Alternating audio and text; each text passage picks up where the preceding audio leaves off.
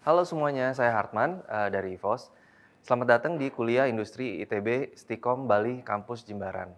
Kuliah industri sendiri merupakan salah satu dari sekian banyak agenda yang rutin diadakan oleh kampus, di mana kali ini mengangkat tema kreativitas digitalpreneur di era new normal. Puji syukur saya haturkan kepada Tuhan Yang Maha Esa karena dapat membagikan sedikit insight dengan teman-teman semua di kesempatan yang berbahagia ini. Tahun 2020 dan 2021 menjadi tahun yang cukup berat bagi kita semua. Mengingat adanya pandemi dan banyak sekali sektor-sektor industri yang terdampak. Namun sejalan dengan penyebaran pandemi COVID-19 yang kian hari semakin terkendali, tahun 2022 diprediksi akan menjadi tahun ekspansi bagi industri secara nasional. Nah, bagaimana dengan industri teknologi? Teknologi sendiri diprediksi akan memberi pengaruh yang kuat untuk pertumbuhan ekonomi dalam negeri di tahun ini. Hal ini tentunya tidak lepas dari faktor peningkatan traffic penggunaan internet di masa pandemi. Penggunaan intensif teknologi informasi seperti bekerja, belajar bahkan berbelanja dari rumah diperkirakan akan tetap menjadi gaya hidup baru di masa yang akan datang. Yang mana didukung juga oleh struktur penduduk Indonesia sendiri yang didominasi kaum milenial. Masih berkaitan erat dengan industri teknologi, tentunya kita semua sudah tidak asing bahwa sejak beberapa tahun yang lalu, industri game di global maupun Asia mengalami pertumbuhan yang sangat-sangat pesat.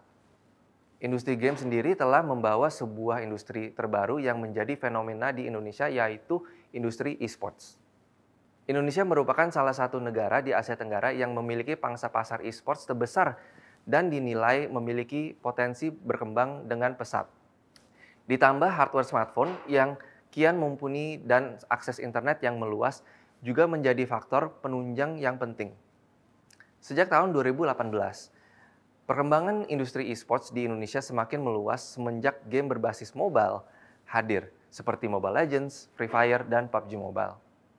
Sejalan dengan itu, lahirlah tim-tim e-sports handal dan profesional yang mampu bersaing dan merebut gelar-gelar juara di turnamen e-sports baik lokal hingga internasional. Pemerintah pun membuktikan keseriusannya menggarap industri e-sports dengan dukungan melalui Kementerian Pemuda dan Olahraga, Kementerian Komunikasi dan Informatika, serta Kementerian Pariwisata dan Ekonomi Kreatif. E-sports juga turut dijadikan sebagai salah satu cabang olahraga yang dipertandingkan seperti Piala Menpora, Piala Presiden, Pekan Olahraga Nasional, hingga SEA Games. Lalu, apabila kita coba melihat dari kacamata bisnis, perputaran bisnis e-sports sangatlah berkembang. Bahkan banyak brand-brand ternama yang mulai merambah kemitraan dengan beberapa tim e-sports dengan tujuan untuk memperluas pangsa pasar mereka di audiens industri e-sports. So what's next? Strategi paling penting ke depannya adalah bagaimana cara kita untuk tetap menjaga dan membangun komunikasi yang baik dan konstruktif kepada seluruh audiens agar selalu memberikan kontribusi positif untuk semua pelaku industri e-sports. Salah satunya adalah peran teman-teman semua di sini. Teman-teman memiliki peran yang sangat penting dalam kemajuan dunia e-sports di Indonesia.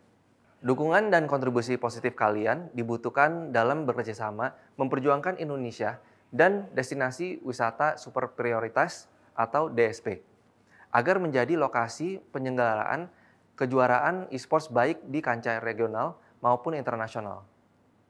Akhir kata, selamat mengikuti kuliah industri 2022. Semoga teman-teman mahasiswa di sini bisa menyerap sebanyak mungkin ilmu dan sampai bertemu di Career Center IVOS Esports. Terima kasih.